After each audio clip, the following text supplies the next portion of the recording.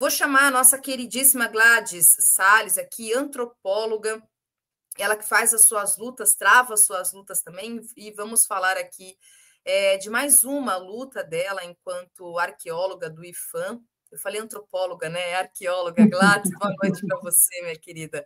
Tudo bem? Como vai? Tudo certo? Obrigada mais uma Boa, vez de atender o convite e vir boa aqui noite, novamente. vocês me ouvem? Me ouvem bem? Então, Ouvimos, com todo vamos te ver. respeito aos que nos estão, né, assistindo, eu gostaria de fazer uma audiodescrição. Eu sou uma mulher negra, tenho um cabelo cacheado preto, ele deve ter mais ou menos 2 dedos abaixo do ombro, deveria, né, como ele é muito cacheado, talvez não esteja tão grande. Estou com um brinco, que ele é de madeira e que tem uma imagem de uma mulher negra, e estou com uma camiseta camuflada, né? Eu gostaria de agradecer a oportunidade. Eu venho aqui, né, não como uma servidora pública, né, do IFAM, mas como uma pesquisadora. Concluí agora meu pós-doutorado em junho de 2025 sobre a questão dos entraves jurídicos, né, da gente poder fazer o tombamento constitucional dos antigos quilombos. Então, hoje a proposta, e eu agradeço a oportunidade, a Thalita, que foi tão gentil em entrar em contato conosco e nos permitir falar sobre a questão de um território que está sendo destruído em Carapicuíba, e isso está muito relacionado ao PL da destruição, né, que passou agora, que é o território do Ilê, Acel, e Boalamo, que era um terreiro, né, e aí, como a gente tem uma nova legislação que está vindo aí para poder arrebentar completamente com todo tipo de patrimônio cultural, não foi feito o licenciamento ambiental, e aí eles vieram fazendo a obra e eles vieram destruindo, arrebentando completamente com o território, que é um território, o que nós temos que pensar, né? É um território sagrado, porque está relacionado à religião, mas é também um espaço de convivência, e isso está acontecendo muito no estado de São Paulo. A gente tem cada vez mais o espaço sendo verticalizado para que a gente perca essa noção do coletivo e essas relações entre as pessoas, e esse afastamento das relações sociais faz com que as pessoas percam a empatia e comecem a ter uma visão realmente individualizada, né? E ainda nas comunidades é muito essa visão do coletivo, e quem mora na periferia sabe que, assim, eu mesmo que moro no extremo sul de São Paulo, quando eu viajo eu nem me preocupo, porque eu tenho meu vizinho. E depois, quando eu volto de viagem, ele que me falou, olha, Gladys, bateram no seu portão, alguém fez alguma coisa, Gladys, eu peguei a sua encomenda. Então, a gente sabe que a vida em comunidade, essa relação entre as pessoas, é algo que está muito relacionado a gente ser humano. Então, quanto mais a gente tem relações com as pessoas, mais a gente se sente integrado, mais a gente pertence a uma identidade, e a chance da gente estar brigando por uma causa é maior. Com esse capitalismo em crise, que vai fazendo com que cada vez mais as pessoas vivam no seu próprio mundo, a gente vai tendo um distanciamento entre as pessoas, o uso muito da internet, a gente tem um teletrabalho, as pessoas estão cada vez mais tendo menos contato, e isso faz com que as pessoas comecem a achar que a luta não é delas, né? Então, eu acredito muito que a luta ela é sempre no coletivo. Nós, que somos estudiosos, pesquisadores, a gente entende que a ciência, ela é um acúmulo de conhecimento através dos tempos, e esse acúmulo de conhecimento ele não é neutro, ele sempre vai estar tentando atingir algum objetivo. Então, o acúmulo de conhecimento ele precisa ser compartilhado. Então, esse é o meu intuito também, de falar um pouco desse território que está em risco, que nós do IFAM, dentro da arqueologia, tivemos que fazer o cadastro como um sítio arqueológico, porque, infelizmente, não houve a possibilidade desse território, dessa unidade tradicional, ter o registro como patrimônio imaterial, né? Então, realmente foi uma violência dupla. As pessoas não puderam ter os seus modos de vida, de pensar e de viver sua religiosidade, seus espaços sagrados, com a questão do imaterial, e com a destruição, nós tivemos parte do que era os assentamentos, do que era o próprio terreiro, sendo espalhado por um grande quarteirão. Quando nós do IFAM solicitamos a paralisação das obras para que fosse feito o estudo arqueológico, a prefeitura de Carapicuíba, que é quem está fazendo a obra, ela fingiu que não ouviu o que o IFAM estava pedindo, mandou um advogado até o local da obra, e a advogada disse quem era o IFAM para solicitar a paralisação das obras. e que nós não tínhamos um termo de embargo. Então, Gladys, oi. então, vamos lá. Só pegar um gancho aqui um pouquinho na sua fala, porque eu gostaria muito, eu tô até coloquei na tela aqui, e aí a partir, inclusive, do que, conforme você for falando, eu vou até trazendo algumas imagens, né, desse documento que você me enviou mais cedo. E aí, você até começou já falando, e eu gostaria muito de pedir para você trazer um pouco do fio histórico desse processo, né? Então, a gente está falando aqui do sítio arqueológico Ilhéacé Odé Ibu Alamo, que é um sítio arqueológico que está, como a Gladys, inclusive, trouxe aqui, na cidade de Carapicuíba, que é Grande São Paulo. E aí tem todo um processo, inclusive, de violência mesmo, né? A respeito da forma como a prefeitura de Carapicuíba conduziu esse processo todo. Mas eu queria muito te ouvir, Gladys, como é que foi esse processo? Como é que foi essa história? Quer dizer, essa obra, ela estava acontecendo, aí esse sítio arqueológico ele foi descoberto, a prefeitura não informou vocês do IFAM. Como é que foi até vocês, inclusive, chegarem e constatarem que ali, de fato, era um sítio arqueológico? Ou antes já se sabia e, mesmo assim, a prefeitura desrespeitou o processo todo? Como é que foi essa trajetória desse processo? O que a gente precisa sempre deixar muito claro, Thalita, é a importância da gente, quanto instituição, ser consultado na licença prévia. E por que isso é importante? Um sítio arqueológico, ele geralmente está em subsuperfície. Então, é óbvio que nós não sabemos onde todos eles estão. Então, a gente vai fazer o quê? Chega um pedido de que vai fazer uma obra de grande impacto. Médio, pequeno impacto, não importa qual o tamanho do impacto ambiental. E o IFAM vai fazer uma análise. Então, quando chega para o IFAM fazer a análise, a gente vai fazer a projeção de onde essa obra vai fazer a sua interferência, onde ela vai ter a sua área, né, direta de influência ali. E aí a gente vai ver, ó, se está numa cidade que tem sítio arqueológico, o quão perto está do sítio arqueológico? O quão perto está de uma fonte de água? O que aquele lugar ali poderia propiciar a vida, a comunidade no passado? Então, a gente faz essa análise com potencial arqueológico, porque a gente não tem como saber onde estão todos os sítios. Então, a gente trabalha com potencial. Se uma área tem potencial, a gente pede um estudo, faz-se o estudo, vai a campo, vê se tem um sítio arqueológico ali. Não tem do sítio arqueológico, o IFAM dá anuência, e tem do sítio arqueológico, a gente vai para uma nova etapa, que é para fazer ali o resgate ou a manutenção em sítio. O que acontece com esse caso específico? As obras começam em 2002, nós já tínhamos a portaria 230, que dizia que o IFAM tinha que ser consultado para dar licença no licenciamento ambiental, mas a prefeitura fingiu que não estava sabendo. Então, não solicitou nada para o IFAM. Quando chega em 2022, nós temos uma comunidade que chega até o IFAM que está em risco. É uma comunidade de terreiro, o terreiro da Mãezana, como a gente é popularmente conhecido. É uma área que era um terreiro, mas também é um espaço comunitário, onde a população ali de Carapicuíba, que está ali às margens do córrego do Cadaval, eles vão entender que é uma liderança, é um grupo que faz parte da identidade da comunidade.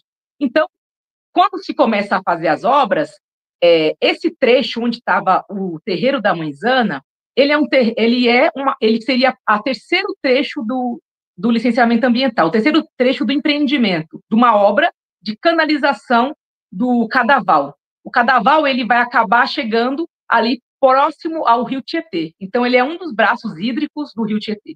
Então, tinha que ter um licenciamento ambiental. E nisso, a comunidade procura o IFAM quando já está em risco, porque a prefeitura começa a fazer as obras sem consultar o IFAM, e cada vez mais eles vão retirando terra próximo ali onde está o córrego, dizendo eles que é para evitar as enchentes, e vão chegando cada vez mais perto onde está o território. E aí, nisso, eles abalam todas as estruturas.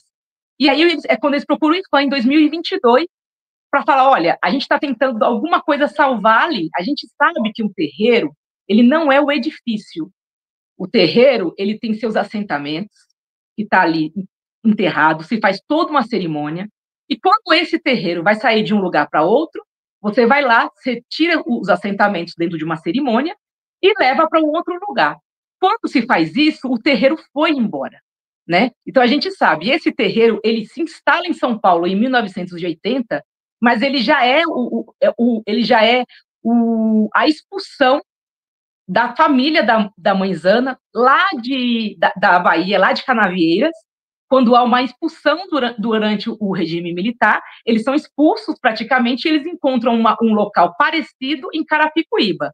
Então, nós já estamos falando de uma expulsão de um território, de um terreiro que sai de um lugar, vai para outro, e se instala aqui em São Paulo na década de 80.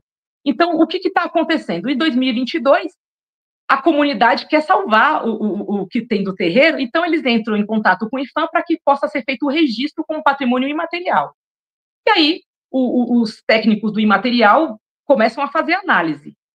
Só que nesse meio do caminho, a prefeitura de Carapicuíba vai até o local e destrói, manda e fala que está correndo um risco e manda demolir. No momento em que uma unidade territorial, como a do Terreiro da Mãezana, não pode ser feito o resgate dos seus assentamentos, ali nós tínhamos a carta de alforria do avô da Mãezana. Nós tínhamos vários documentos históricos relacionados a esse território que está ligado a um quilombo na Bahia, que está ligado a essa origem banto e iorubá da família, e que é destruído. Na hora que eles destroem, e isso vem ao chão, ali é um sítio arqueológico, porque eles não permitem que se tire nenhuma informação do local. Enquanto estava de pé, era um terreiro. Nós não podíamos falar que era um sítio arqueológico. Mas no momento em que eles fazem a completa destruição, sem que a gente possa tirar nenhuma informação do local, aí ele vira uma área de interesse da arqueologia, porque agora toda a cultura material está soterrada. Dá para a gente poder fazer intervenção da arqueologia. A arqueologia só vai entrar no processo em 2024. Quando a gente vai fazer a fiscalização na obra, é isso que a gente encontra. A gente percebe que o local onde estava o terreiro da Mãezana, a prefeitura, toda vez que o IFAM emitia uma ordem pedindo para paralisar, para que fosse feito o estudo arqueológico, a prefeitura ia lá, mandava os tratores, aí eles cavavam mais e mais o mesmo lugar. E aí eles começaram a espalhar pela comunidade o que tinha do terreiro, o que tinha dos assentamentos. A comunidade começou a encontrar parte dos assentamentos, parte da parede, parte das coisas que tinha dentro do terreiro, e entraram um pedido no IFAM de cadastro como um sítio arqueológico por causa de achado fortuito, porque parte da materialidade dessa unidade territorial ela começou a florar com a obra. Então, é quando a gente entra com a arqueologia para poder solicitar a paralisação das obras. Mas a prefeitura não paralisa. E aí ela vai com uma nova violência e vai destruindo mais e mais o que tem ali, escavando e espalhando por todo ali a região. Então, a arqueologia, a gente na verdade, a gente nem descobriu o sítio arqueológico. Na verdade, a prefeitura de Carapicuíba pegou uma unidade, um local sagrado, um local de práticas comunitárias e transformou num sítio arqueológico quando eles foram lá e demoliram.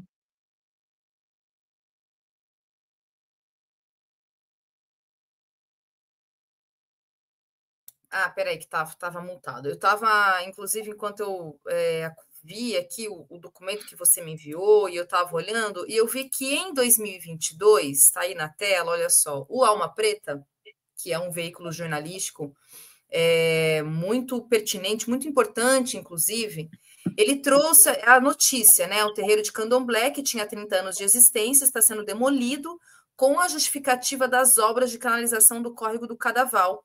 Defensoria Pública de São Paulo não conseguiu um acordo, mas luta pela resistência da casa. E aí tem um trecho, Gladys, na reportagem, que eu vou ler aqui e até passar aqui a palavra para você comentar. Na reportagem do Alma Preta, lá de 2022, diz o seguinte: a Yalorixá, mãe Zana, que conduz o terreiro, disse à Alma Preta Jornalismo que o diálogo feito com as autoridades partiu das pessoas do terreiro. Para ela, não havia necessidade de a prefeitura demolir as casas e o templo com tamanha rapidez. Aí a fala aqui da mãe Zana, né? Porque não foi permitido desalojar as pessoas e nem recolher os pertences. E aí ela complementa a mãe Zana. Havia gente idosa, crianças, e eles continuavam avançando sem nenhum cuidado. O sentimento que fica é de impotência, mas não vamos desistir da nossa luta, que é uma luta pela vida e pela memória do povo negro, afirmou a líder religiosa, que também é coordenadora do Fórum Nacional de Segurança Alimentar e Nutricional dos Povos de Matrizes Africanas em São Paulo. E aí vai a minha pergunta. Primeiro, assim, Gladys, me parece, até pela própria região, né? Ali o local é uma região periférica, né? E a gente vê que tem ali um processo que é de praxe, que faz parte do modus operandi de especulação imobiliária, tentativa de gentrificação, e aí, né, dentro dessa esteira toda foi esse processo de demolir o terreiro. E aí eu queria te ouvir como que foi esse processo mesmo de violência, no diálogo que você, né, fez com a própria mãezana, com o pessoal do terreiro, a respeito desse processo todo. E, inclusive, a pergunta que eu, assim, o questionamento primeiro que eu faço é, fosse num outro lugar de classe média, fosse um outro templo religioso, por exemplo, fosse uma igreja protestante, ou uma igreja católica que seja, como é que seria o tratamento? Né? Como é que seria, primeiro, em relação ao território, porque a gente está falando de um território periférico, e segundo, estamos falando de um terreiro de candomblé, uma religião de matriz africana, com histórico de violência racista e intolerância religiosa que sabemos. Como é que você observa e avalia nesse processo, pensando um pouco nesses questionamentos que eu estou trazendo, Gladys? Olha, Thalita, é muito pertinente, muito importante e relevante. A gente vai sempre vendo, né? Eu que vou vendo todos os debates do Jones Manuel, vendo ele lá com debate, né, com Holiday, né, que está completamente fora da realidade, porque fica parecendo que a gente está na periferia e a gente está ali porque a gente quer. Há uma expulsão em massa das pessoas das áreas que têm algum tipo de estrutura.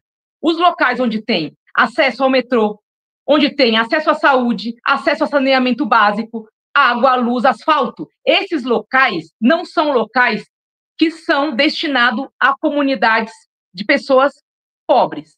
Então, quando esse tipo de aparato chega numa região, essas pessoas são expulsas. E por quê? Porque não é dado a elas o direito às cidades. E eu quero falar no caso específico da Mãezana, porque a violência é tamanha, não foi causado, e isso também não justifica, porque estava se construindo um hospital no local, porque se estava construindo uma escola no local. Não, se construiu um shopping.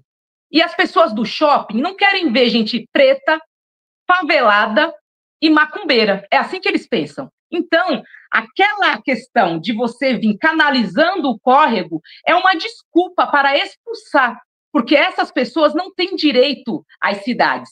Então, enquanto era um córrego a céu aberto, sem nenhum tipo de saneamento básico, essa população podia estar ali. Ali era uma área de APP, era uma área de proteção permanente.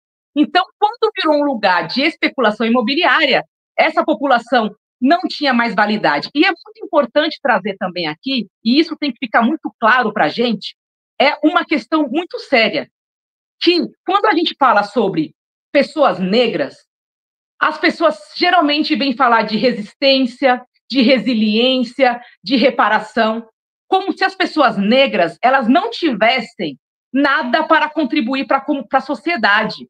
E isso é que, às vezes, deixa as pessoas um pouco indignadas, porque uma comunidade como a comunidade do Ilê, Aceali e Bualamo, ele tinha para ensinar para a gente, nesse momento de mudanças climáticas, o uso da água, o uso e o manejo do meio ambiente sem fazer grandes mudanças que pudessem ser perceptíveis.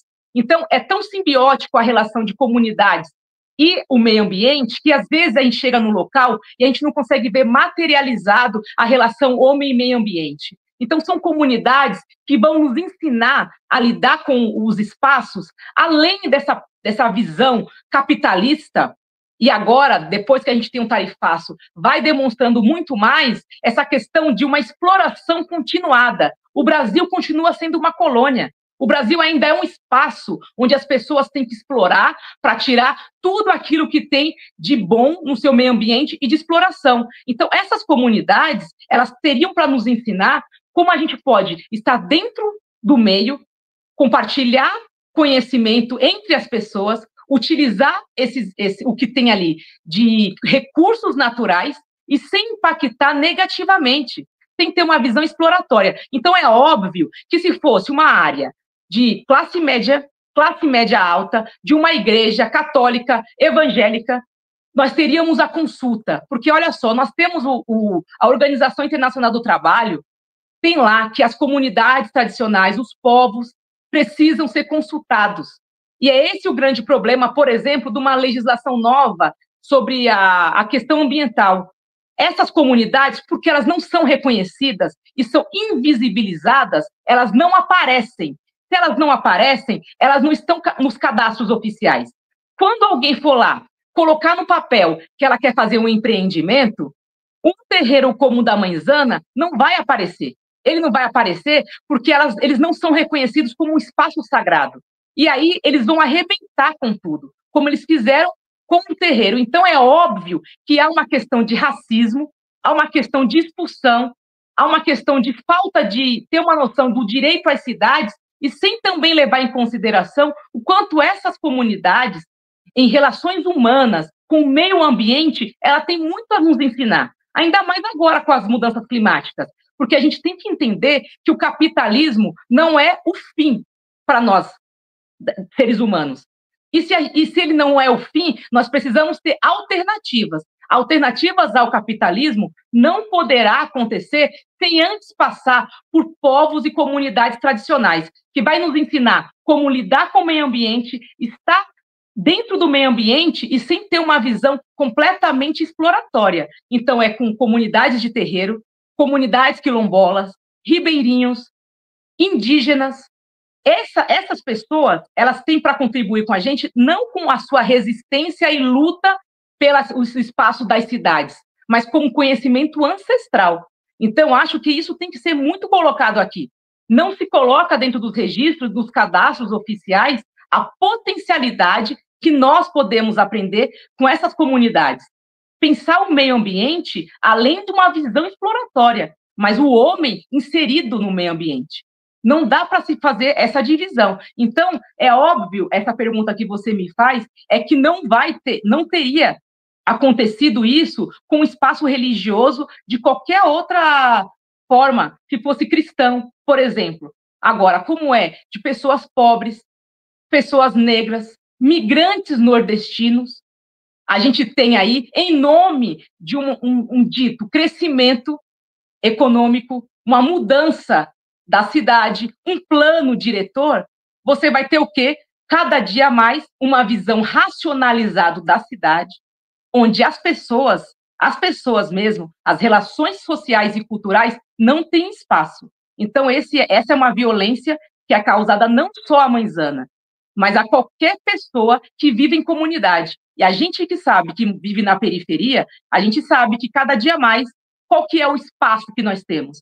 Enquanto um lugar, ele é um lugar que é de grande potencialidade, de nas chuvas a gente ser levado, morrer, não é um local de interesse. Quando se traz o mínimo de saneamento básico, um ônibus, um asfalto, esse local não é mais para essas pessoas. E essas pessoas são expulsas. E como é que a Mãezana e a comunidade estava sendo expulsa? Destruíram a materialidade que tinha ali, sendo, né, a materialidade do terreiro, que era o prédio, e com a desculpa que eles iam pagar para eles um auxílio, aluguel de R$ 600. Logo, eles estavam ok. Eles tinham que sair dali, porque eles iam fazer a canalização do córrego.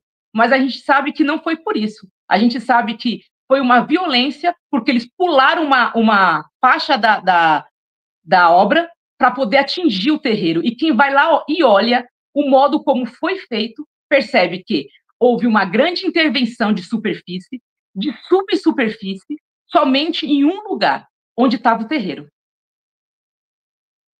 Bom, e aí, para incluir, inclusive, na denúncia que você está fazendo, me parece, eu queria muito ouvir uma interpretação sua desse ponto do seu documento. Esse documento aqui, Gladys, até se você puder explicar, mas ele é um relatório que você fez de todo o processo, né, em relação ao trabalho desenvolvido pelo IPHAN, o seu trabalho desenvolvido através do IPHAN em relação ao sítio arqueológico. E aí, nesse ponto, e a minha dúvida é a seguinte, porque tem aí um trecho que está na tela, né, do relatório, tem um ponto que diz o seguinte: cumpre destacar a diferença existente entre o acautelamento federal a partir do cadastro de sítio arqueológico e o do tombamento administrativo pelo Decreto-Lei 25 de 1937. O cadastro de sítio arqueológico pelo IPHAN, junto ao SICIG, não sei se é assim que pronuncia, SIGC, ocorre em atendimento à Lei número 3.924, de 61, e regulamentos posteriores do IPHAN. E aí diz o seguinte: dessa forma, a natureza jurídica dos sítios arqueológicos é de que, por serem eles bens da União, por definição constitucional, conforme o artigo 20 da Constituição, sua proteção dá-se por força de lei, independentemente de cadastro ou tombamento. Aí eu queria que você pudesse, claro, traduzir aqui melhor, né, esses dois parágrafos, e a interpretação de que é o seguinte: se o sítio, se o Ilhéacé, né, ele portanto, um sítio arqueológico, a partir do momento em que, né, aconteceu essa destruição dele nesse primeiro momento, portanto, ele passa a ser território, ou então o processo todo, ele adquire o status de ter o caráter da União, ou seja, já a prefeitura ela não pode mais tentar estabelecer nenhum tipo de interferência nesse sentido?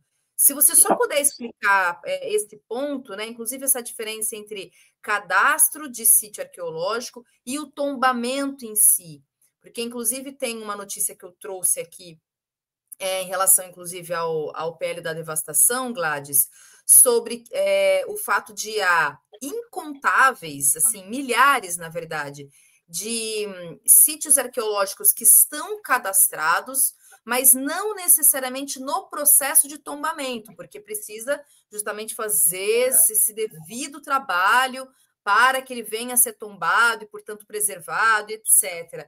Se você só puder traduzir esses termos técnicos todos que eu trouxe, as leis todas, para a gente ter esse entendimento, sobretudo, inclusive, do quanto essas prefeituras, né, e por forças políticas e econômicas, sobretudo, nessa denúncia que você faz, de interesses mesmo do capital sobre esses espaços, e o quanto tem esse caráter, inclusive, de violação da nossa legislação, né, da proteção aos patrimônios, a proteção aos sítios arqueológicos e proteção ao nosso direito à memória. A memória de sabermos que existem esses espaços, e isso é nosso direito saber. E o quanto eles são violados através desses processos violentos dessas prefeituras e dessas empresas aí que estão fazendo esse tipo de manobra, né, em relação a esses espaços todos.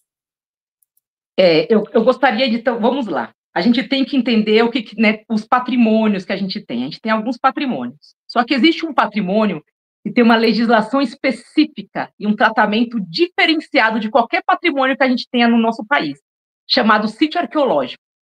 O sítio arqueológico ele vai aparecer na Constituição Federal, no artigo 20. São bens da União, aquilo que lhe pertençam ou que vierem a lhe pertencer. E aí nós vamos ter lá o sítio arqueológico, assim como o que está no subsolo, as jazidas minerárias, né? O petróleo, isso é da União. E o sítio arqueológico também. É diferente, por exemplo, de um prédio que a gente vai até lá, faz uma avaliação, se ele pode ter, né, algo memorável da história do país, e a gente vai fazer o processo de acautelamento pelo tombamento, pelo Decreto-Lei 25 de 1937. O que eu, Gladys, estou dizendo? Eu estou dizendo que a proteção que é dada a um sítio arqueológico, no juridiquês aí, a gente chama de ex vileges, quer dizer, aquilo que já está dado, independente de qualquer procedimento. Então, por que nós, do IPHAN, fazemos o cadastramento? A gente cadastra para que a gente saiba onde esse sítio está. Só que não é o cadastramento que lhe protege, O que protege o sítio é a Constituição. Ele já está protegido. Um sítio arqueológico está protegido ainda quando ele não está descoberto. Então, é diferente de um tombamento. Um tombamento, sim, é um processo administrativo. Aí você leva lá todas as papeladas para o IPHAN, faz-se lá pela Lei 420 de 2010, se for patrimônio edificado. Aí vai se pedir as exigências sobre esse prédio, sobre a história desse prédio, o quanto ele pode estar relacionado à história daquele lugar. Aí vai se mandar isso para o IPHAN, nós iremos analisar, nós arquitetos, né? Nós, assim, é modo de falar, os arquitetos vão analisar aquele pedido de tombamento, e aí vai se passar pelo Conselho Consultivo. Então, o ato de tombamento, ele é um ato administrativo e discricionário. O IPHAN pode ou não concordar que aquele edifício ele é algo passível de acautelamento federal. O sítio arqueológico, não. O sítio arqueológico já está acautelado, independente do seu cadastramento ou não. Então, quando a prefeitura vai lá e destrói um lugar que tinha uma história para nos contar sobre o local, sobre Carapicuíba, e faz com que aquilo ali tenha os vestígios materiais soterrados e vira sítio arqueológico, não é a Gladys que vai dizer que ele está protegido. Quem disse que está protegido é a Constituição Federal. E quando é um sítio arqueológico e eu faço o seu cadastramento, ou o seu tamanho do sua poligonal, a gente faz uma demarcação do que seja esse sítio, qual que é a área desse sítio. Toda aquela área incide diretamente num direito à propriedade. Por quê? Se eu estou dizendo que é sítio arqueológico, ele agora é bem da União, porque um sítio arqueológico, ele é aquele bem especial que, de acordo com a lei, não faz parte, a propriedade do sítio arqueológico, ele não faz parte do que está na superfície. Então, se é um sítio arqueológico, o direito ao uso e ocupação da superfície não se insere no sítio arqueológico. Então, ninguém pode, se é um sítio arqueológico, fazer a exploração, mutilação, antes que ele seja pesquisado no nosso país. Então, quando eu vou lá e falo que é sítio arqueológico, aquele pedaço que eu disse que é sítio arqueológico é da União, incidiu diretamente na propriedade, diferente do tombamento. O tombamento, ele vai fazer o quê? Se eu faço um tombamento relacionado à questão da edificação, a edificação ali e suas características construtivas e também ali a sua área de entorno estão protegidos. Então, de o quê? De alteração. Mas o dono pode vender para quem ele quiser. Então, o tombamento não incide no direito à propriedade. Porque o tombamento, ele é ali um reconhecimento institucional de que aquilo ali tem uma validade histórica. Toda vez que você vai mudar alguma característica, tem que falar com o IPHAN, para que o IPHAN pense se essa mudança de cor, você vai fazer um restauro naquela propriedade, se ela vai ou não interferir no bem. O sítio arqueológico, não. O sítio arqueológico, ele é bem da União, independente do que a Gladys está dizendo. Então, ele já está protegido por lei.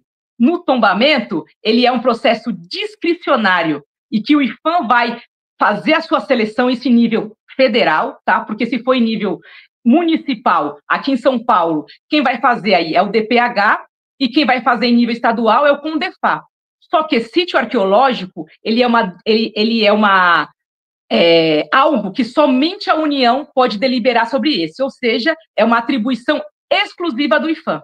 Só o IPHAN pode falar o que é ou não sítio arqueológico, diferente de um patrimônio edificado, de um patrimônio valorado, aí sim nós temos a esfera municipal e estadual. Agora, quando é sítio arqueológico, é somente a esfera federal. Então, o tombamento que se faz, um sítio arqueológico pode ser tombado? Ele pode ser tombado. Ele é um sítio arqueológico, se entende que ele é um sítio com grande valor histórico e se faz um tombamento. É uma outra forma de acautelamento. Isso não quer dizer que ele deixou de ser sítio, isso não quer dizer que ele não seja mais propriedade da União. Ele pode ser tombado. Agora, o tombamento pode acontecer ou não.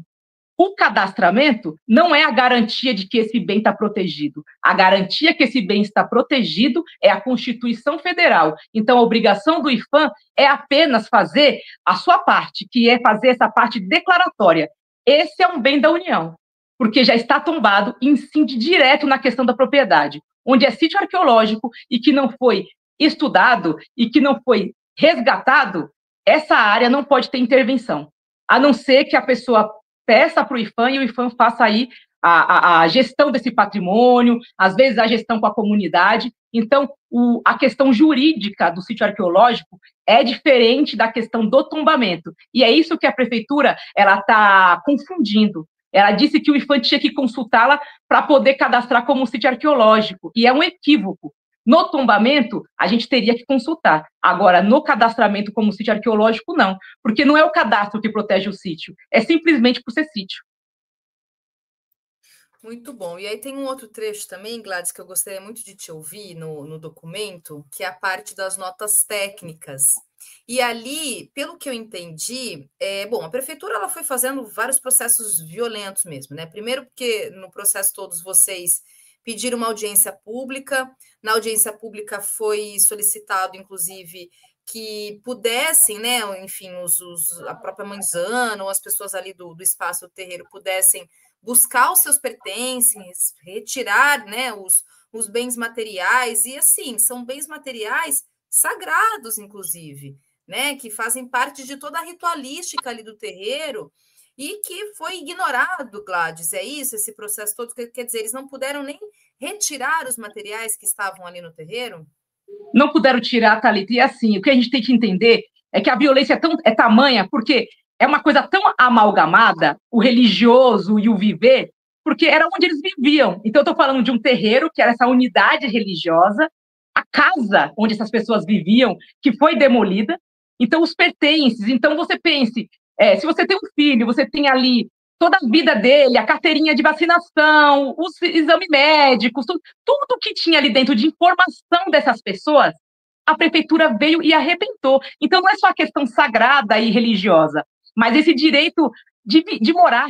A mãezana, ela está em proteção à testemunha. Ela foi ameaçada. Ela foi ameaçada porque ela brigou, lutou para poder ter o seu direito de ser reconhecida como um espaço sagrado e de que as suas práticas não têm lógica fora daquele lugar. Ela começou a ser ameaçada e ela não pode estar nem morando. Nós estamos falando de uma pessoa que está sem casa, né? Ela está ali sem ter onde morar. Então, o que acontece? Eles começaram a retirar tudo do chão, eles tiraram com escavadeiras. Quando a gente faz o trabalho arqueológico, é uma metodologia científica de escavação, onde a gente vai tirando informação, extrato por extrato. Então, a prefeitura escavou mais de 3 metros de profundidade. E aí ela vem com um documento fazendo um assédio jurídico para o IPHAN e seus servidores. Ela vem trazendo, dizendo que a gente não tem competência para fazer o cadastro, que quer que descadastre. Então, essa minha preocupação hoje, em uma denúncia, é porque se a prefeitura de Carapicuíba tiver força política, ela consegue pressionar o IPHAN, na sua esfera política, para descadastrar o sítio. Porque na esfera técnica, como eu sou a técnica do processo, eu não vou fazer esse descadastramento. Enquanto esse processo for meu, esse local é um local, um sítio arqueológico, que é um local, um território de moradia religioso. Então, a minha preocupação é pela vida dessas pessoas que estão lutando por esse espaço. É uma preocupação porque a prefeitura veio e já asfaltou o lugar, já está passando um carro em cima, escavou e espalhou por ali tudo o que tinha daquele território, e ainda ela vem com várias ameaças. Quando a gente manda paralisar a obra, eles não paralisam, então a gente está falando de um crime de desobediência. A gente está pedindo para que seja feito estudo arqueológico, eles não fizeram, e aí agora eles vêm com toda uma argumentação com seus advogados para poder falar que o IPHAN tem que descadastrar, pedindo um mandado judicial. Eu gostaria de deixar bem claro que não cabe ao Ministério Público Estadual deliberar sobre sítio arqueológico. Sítio arqueológico, quem delibera é o Ministério Público Federal. É a competência do Ministério Público Federal, porque sítio arqueológico é bem da União. Então, até nisso, a prefeitura não está sendo feliz. Ela tem procurado as esferas que não são as esferas para poder atuar nesse caso, e aí ela vem procurando tudo quanto é ordem para poder obrigar o IPHAN a não fazer a sua missão institucional, que é garantir que seja feita algum tipo de reparação.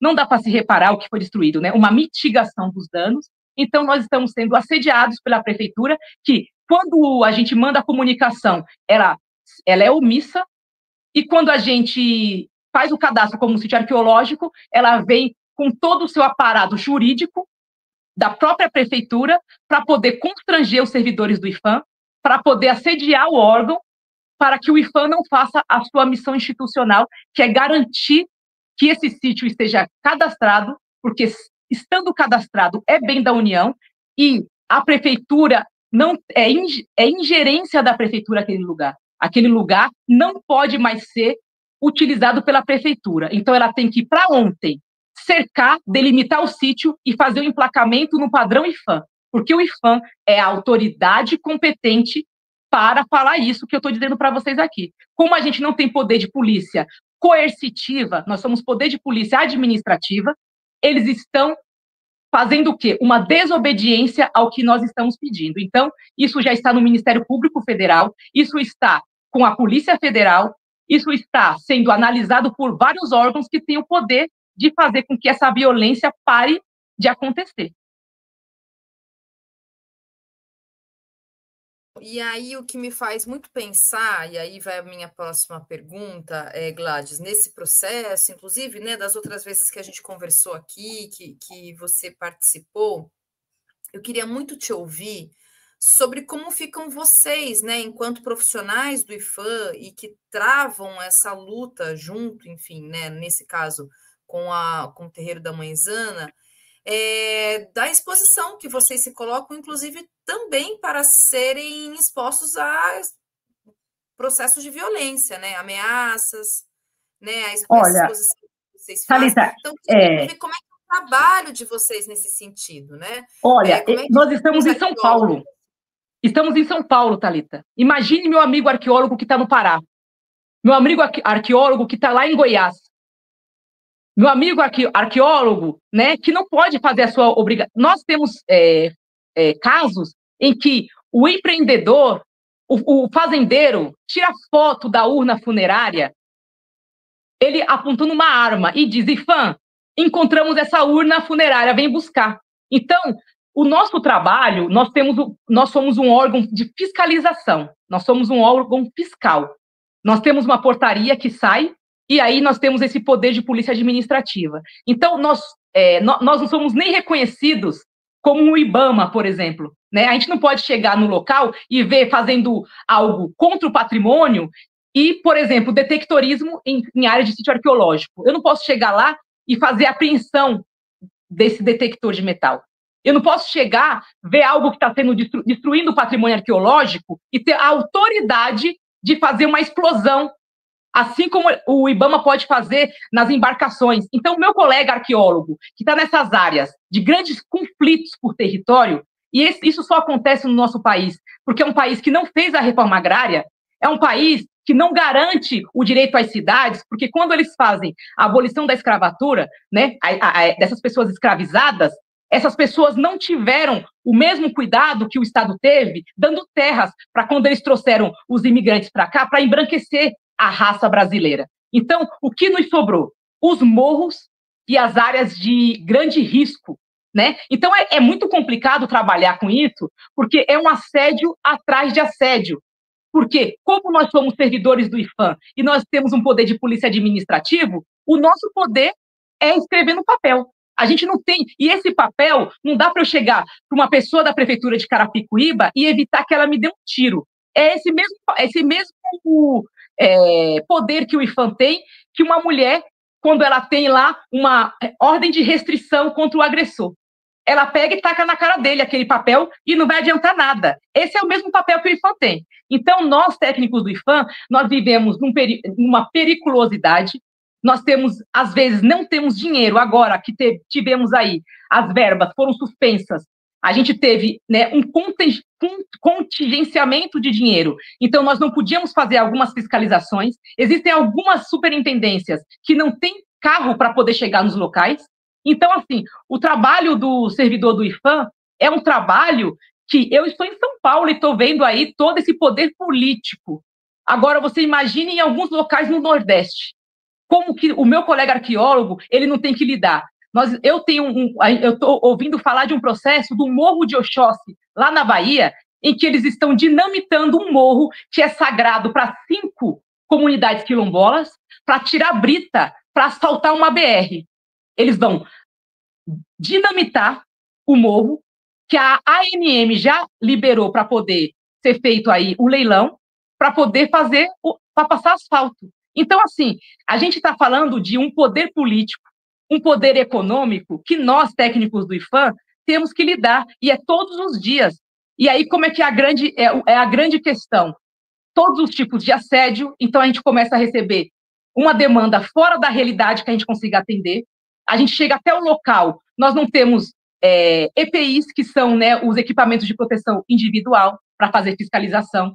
Às vezes a gente não tem diárias para poder chegar no local onde tem denúncia. Então o trabalho do IPHAN, ele é um trabalho muito específico, né, e que nós não temos, por exemplo, um plano de carreira. Então, cada dia mais há um esvaziamento do órgão. Por outro lado, também há uma necessidade de uma competência para se tratar desses assuntos, onde as pessoas precisam estudar muito, muito, muito. Eu acabei de terminar meu pós-doutorado para dar conta das demandas que a instituição pede que eu saiba falar sobre essas questões do patrimônio arqueológico. Então, realmente é um trabalho insalubre, mas para quem está em São Paulo ainda é mais tranquilo do que quem está em algumas regiões aí remota, porque alguém pode chegar, a gente fazer a fiscalização, matar um servidor do IPHAN e ninguém vai saber nem onde foi enterrado. Pois é, Gladys. Inclusive, a gente conversou na semana passada aqui com o Tandrios também, que é servidor do IPHAN. A gente falou bastante sobre essa questão do trabalho dos arqueólogos.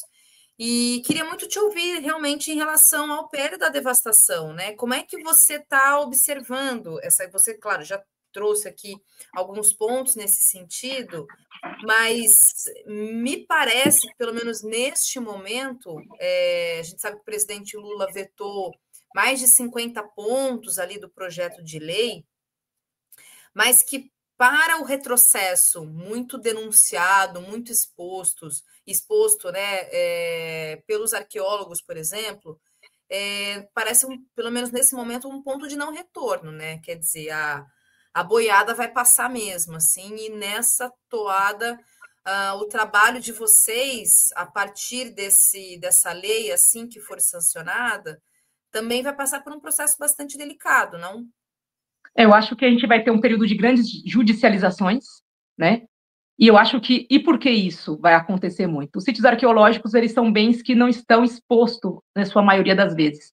Então, o que está se pedindo é para que o empreendedor, se ele for ele pede a dispensa da licença, mas ele vai a campo, ele começa a escavar, acha material arqueológico, ele paralisa e entra em contato com o IPHAN. É óbvio que a gente vai esperar a boa-fé de que a pessoa faça isso, mas também há uma outra questão. Não é todo mundo, imagine uma pessoa que sobe num trator e que maneja uma máquina. Como é que essa pessoa ela vai conseguir identificar um sítio arqueológico?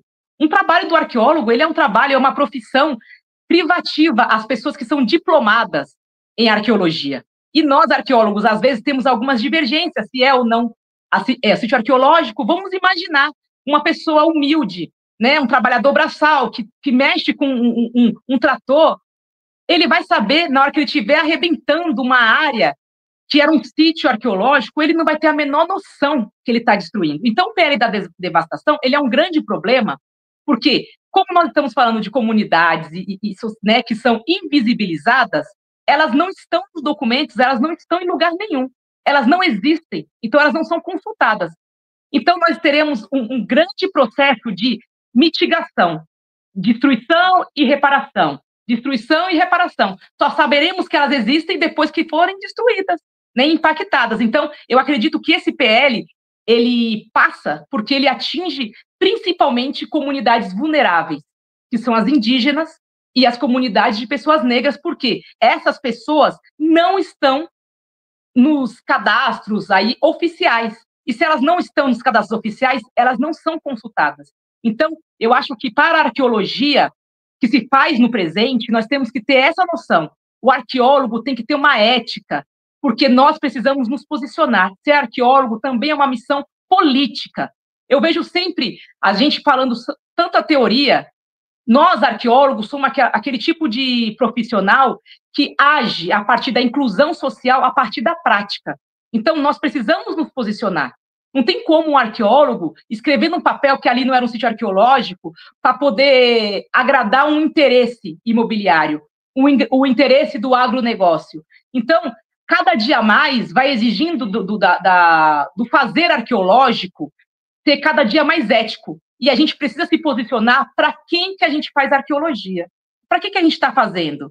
O que a gente está entendendo que é necessário que exista no hoje para as populações do futuro? Sem romantizar o passado. A gente tem que entender que aquilo que se produz no presente também tem validade para gerações no futuro. Então, eu acredito muito que esse PL é um ponto de não retorno, mas vai impactar muito mais os sítios arqueológicos e comunidades que são invisibilizadas. Se elas não aparecem nos documentos oficiais, elas não existem. Então, elas continuarão não existindo. E agora, elas serão totalmente dizimadas, porque a lei permite, né? A lei vai permitir. Então, acho que o patrimônio arqueológico, de todos os patrimônios, ele vai ser um dos grandes impactados, assim também como patrimônio imaterial. Nós temos ali uma poligonal de uma comunidade, às vezes aquela demarcação não é completamente o território que eles precisam para sobreviver, tem que ter um outro pedaço que eles também utilizam e que não entra nesse cadastro, não entra nesse registro. Então, nós estamos falando de vulnerabilidades sociais que vão se perpetuar com essa nova lei. Pois é, muito triste, gente, mas a gente tem que falar dessa questão. E, Gladys, eu vou ler aqui, então, alguns comentários que foram chegando enquanto a gente conversava. Pessoal respondendo aqui, repercutindo um pouco do nosso assunto aqui.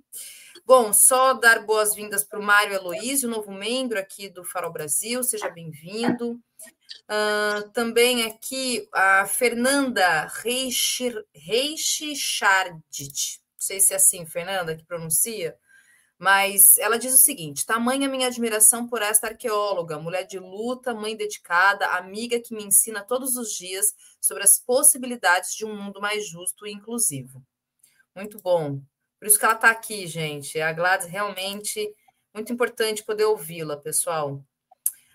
O Beijanise Abadia, também, diz o seguinte: Gladys, querida colega arqueóloga e servidora do IFAM, no IFAM, estamos unidos pela preservação do patrimônio arqueológico brasileiro. E a Fernanda complementa dizendo o seguinte: importante lembrar que a obra é para construir uma via ao shopping. Gladys também comentou aqui sobre isso. Zana Oliveira diz: doutora Gladys, a do pé. A do pé significa obrigado, né, Gladys? Olha, o legal de tudo isso, né, é isso que eu falo sempre. Eu sou uma servidora, né, pública, eu amo o que eu faço. E entrei pelas políticas de cotas raciais no IFAM. E eu sempre tenho dito, né, nós não podemos ser afroconvenientes. Eu não posso ser negra para entrar no IFAM e lá dentro ser uma mulher branca, né, fingir que eu não estou vendo. Então, é uma luta institucional, uma mudança de pensamento, para a gente descolonizar esse conhecimento, às vezes o que a gente acha que é patrimônio arqueológico. A arqueologia surge como ciência, uma ciência imperialista, que vai ali realmente ser utilizada para poder garantir a colonização de alguns povos, para poder justificar, né, porque existe uma supremacia de um povo sobre o outro, mas cada dia mais a gente vai vendo que as demandas sociais é para uma arqueologia colaborativa, uma arqueologia que converse com a sociedade no presente. Então, assim, nós, servidores, né, negros do IFAM, lutamos bastante para a portaria 135 ser publicada em 2023, a portaria 130 para que a gente tivesse um comitê permanente de preservação do patrimônio de matriz africana. E por que eu estou dizendo isso? Quanto mais a gente tem pessoas de todas as formas, cores, né, gênero dentro das instituições, mais a gente tem vozes que pode trazer e colaborar. Então, quando a gente tem o primeiro concurso do IFAM, que é de cotas raciais, a gente começa a ter uma mudança estrutural dentro da instituição. E é essa a importância das cotas raciais no serviço público. É importante que as pessoas negras, periféricas, nordestinas, elas estejam nesses espaços de poder, nesses espaços de tomada de decisão. Porque hoje, a decisão que eu vou lá e eu escrevo o meu parecer, eu vou muito tranquila, porque eu sei que eu tenho que me posicionar. E eu estou muito tranquila porque a comunidade reconhece que meu trabalho é um trabalho que é conjunto. A comunidade precisa ser reconhecida, e aí a mãe Zana, ela é uma pessoa extremamente carinhosa, né? E ela vem trazendo toda essa questão da comunidade com a gente, e é isso. O IFAM é uma instituição pública, ela precisa exercer sua função social, assim como a propriedade, assim como o sítio arqueológico. O sítio arqueológico jamais pode ser visto como uma questão de a gente tirar artefatos do chão, a arqueologia do artefato pelo artefato. O artefato, ele precisa exercer sua função social.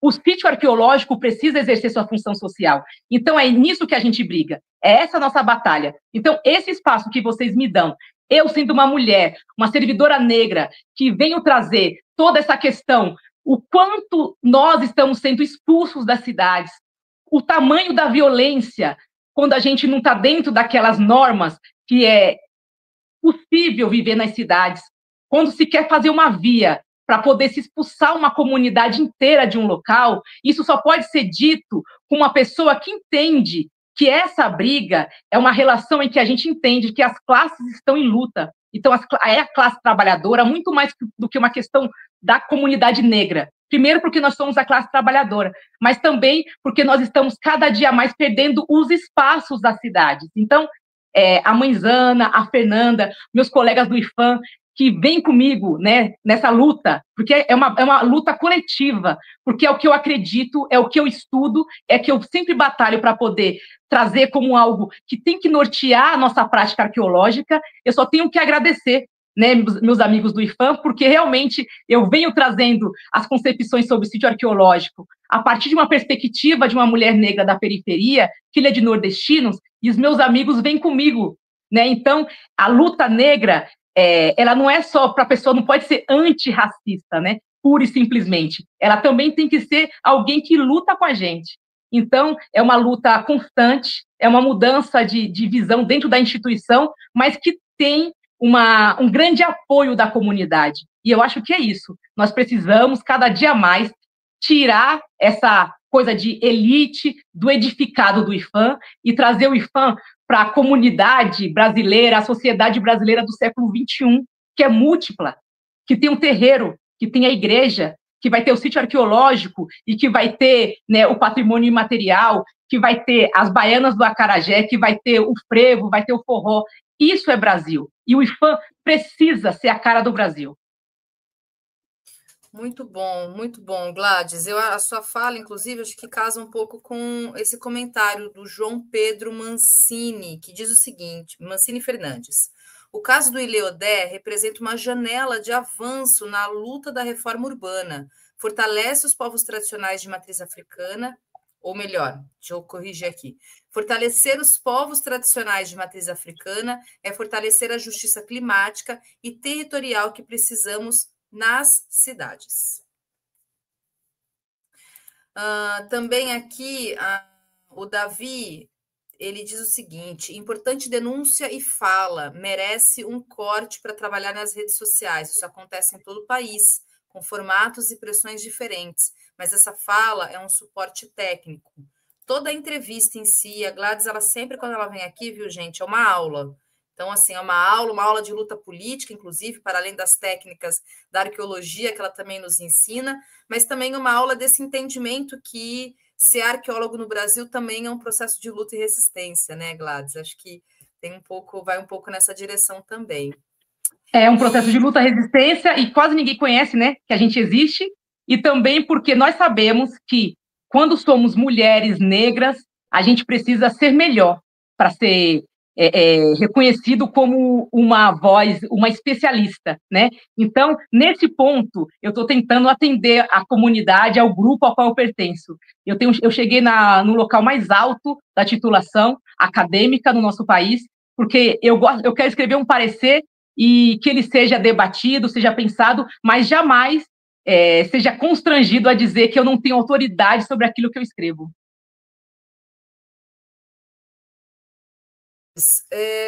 Aqui para a gente, né, encerrar a nossa conversa, aqui terminar, encerrar nesse momento, né, porque a conversa com a Gladys ela nunca vai encerrar, a gente sempre quer ter ela aqui conosco no Cultura Brasileira.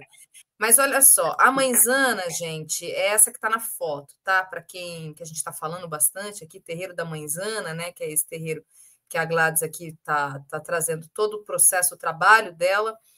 E, Gladys, a minha última pergunta, inclusive essa aqui é a última do documento que você me enviou, tá uma foto do local, aí tem lá no cantinho, gente, tem uma seta aqui destacada em vermelho, mostrando aonde que é exatamente o terreiro, onde era o terreiro, né? O espaço que foi demolido.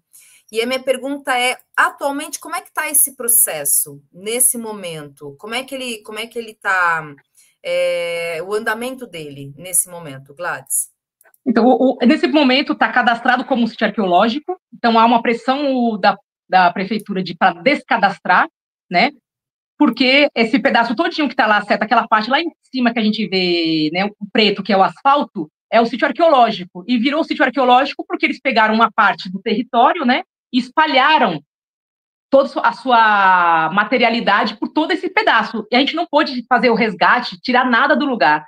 Então, hoje o processo, a prefeitura, ela está muito resistente em fazer a demarcação, ela já autorizou os carros a passarem aí, já começa a se falar que há uma pretensão de ceder alguns lugares aí, para se ter alguns comércios para algumas pessoas aí, né? Então vai ter uma expulsão da comunidade, mas isso está no Ministério Público Federal, e aí a Prefeitura de Carapicuíba vai estar respondendo civilmente, né? Porque o IPHAN não pode, administrativamente no IPHAN, na área civil pelo Ministério Público e também há na parte criminal, porque nós temos aí o crime de desobediência, desobedeceram a ordem do IPHAN e foram destruindo o patrimônio da União, né? E aí a gente sempre fala, a lei não pode ser utilizada somente para condenar o pessoal lá de 8 de janeiro. Crime como contra o patrimônio público está no Código Penal. Então, o que foi feito aí também se enquadra na questão criminal, na esfera administrativa e civil. Então, aí é passível de reparação, né, de ser feita a mitigação dos danos, e a comunidade tem um projeto muito legal, muito bem escrito, de uma restauração desse lugar. Então, trazer de volta, né, que esse córrego aí receba essas águas do Cadaval, receba águas, então tiraria-se esse asfalto, iria se construir uma área onde você teria ali educação, uma área né, uma estrutura para múltiplas coisas, plantação de algumas ervas sagradas que estão relacionadas ao coisa, mas aí a população tem um grande projeto, né? E fora tudo isso, a construção de um memorial. Então, hoje, eu estou aguardando que a prefeitura faça a sua obrigação e faça a demarcação e pare de destruir o território. Então, hoje, a gente está nessa demanda, a prefeitura questionando a autoridade do IPHAN e não fazendo a sua parte, que é a delimitação do sítio arqueológico. A gente quer a delimitação, o emplacamento, para que a comunidade possa fazer a gestão desse patrimônio, porque não cabe a Gladys, que não tem nenhuma ligação ancestral com aquele lugar, cabe à comunidade do Ilê, a Mãezana e todos esses que estão aí, de alguma forma, integrados a esse projeto, a nos contar de que forma eles querem fazer a gestão. E nós estamos lá do IPHAN para poder dar o subsídio técnico, para a gente poder pensar o que a gente pode ou não fazer naquela área. Então, hoje está tombado, está cadastrado como sítio arqueológico, como nada foi tirado do lugar, a área não pode ser utilizada. Então, até a presente data, o IPHAN consegue aí exercer a sua função institucional, que é o cadastro do sítio, resistindo, né, à pressão política da Prefeitura de Carapicuíba. Muito bom. E aí, gente, eu vou só terminar de ler aqui os comentários, Gladys. A Fernanda Fernandes diz: obrigada pelas falas super necessárias, Gladys. Você me representa. José Esper aqui também falando: que legal conhecer você, Gladys. Sempre um aprendizado, viu, gente? ouvir a Gladys. Douglas Marcelino Machado, valeu, valeu, Thalita, excelente entrevista, é uma realidade dura, mas é bom saber que existe pessoas como a Gladys Salles. E o Epicados te pergunta, Gladys, em qual rede social podemos te encontrar? Eu não sei se você tem Instagram, Facebook, se você produz, inclusive, conteúdos nas suas redes sociais, ou você só tem um caráter pessoal mesmo, né? Olha, meus amados, eu até tinha redes sociais. Em 2018, né, com o fim da democracia nesse país por um período, eu tive que sair de todas as redes. Eu fechei todas as minhas redes em 2018, porque como eu sou uma pessoa, né? Aí, gente, as pessoas pensam que eu sou militante. A verdade é que eu sou uma pessoa que eu tenho consciência de classe, né? Então, eu fechei todas as minhas redes, porque realmente estava, assim, era um embate que eu não queria estar travando, né? Com as pessoas, né? Havia toda uma questão de se falar das universidades públicas, o quanto, né, o cientista sabe mesmo, se vender a terra plana, então eu saí de todas as redes. Mas eu fiz, se vocês forem pesquisar na página do Museu de Arqueologia e Etnologia de São Paulo, vocês vão achar lá um curso, é uma playlist com 5 aulas, em que eu ministrei no ano passado, em setembro do ano passado, sobre arqueologia e legislação. E aí, dentro de uma perspectiva decolonial, que eu vou trazendo todos os nossas questões jurídicas, nossas leis sobre sítios arqueológicos, mas dentro de uma perspectiva da gente fazer a proteção, né, das comunidades que são mais vulneráveis, né? Então, eu não produzo nada no YouTube, não produzo nada nas redes, mas estou no IFAM. Se vocês pesquisarem aí, eu estou no IFAM São Paulo. No YouTube, Gladys, essa sua aula está no YouTube? Ela está na página do MAI, é uma playlist que é arqueologia e legislação. Mas a página, como é que chama? Museu? De Arqueologia, é do MAI USP. No YouTube, né? Uhum, é a página do MAI. Tá, isso. Vou procurar aqui, gente, aí a gente coloca aqui o link. A aula chama Arqueologia e Legislação. Arqueologia e Legislação. Muito bom. Isso. Eu vou procurar aqui, vou colocar para a gente poder ter acesso a esses links, viu, gente? E também fiz publiquei também esse ano é um artigo, enfim, a portaria 135, que vai trazer também essa questão da Constituição, pautando a questão quilombola e a resistência do IFAM de fazer uma normativa relacionada a isso. E também, eu estou sempre em todos os circuitos acadêmicos, acabei de chegar lá de Vitória, onde eu falei sobre essa questão da arqueologia. Então, eu trabalho muito mais nesse âmbito, na esfera acadêmica, participando de congressos, essas coisas. Porque agora eu estou trabalhando com a questão negra no nosso país, mas eu sou numismata, trabalho com cédulas e moedas, né? Então, eu participo de congresso. Agora, no YouTube mesmo, eu não tenho produção, eu não tenho tempo de produzir para o YouTube. Estou produzindo ainda para academia.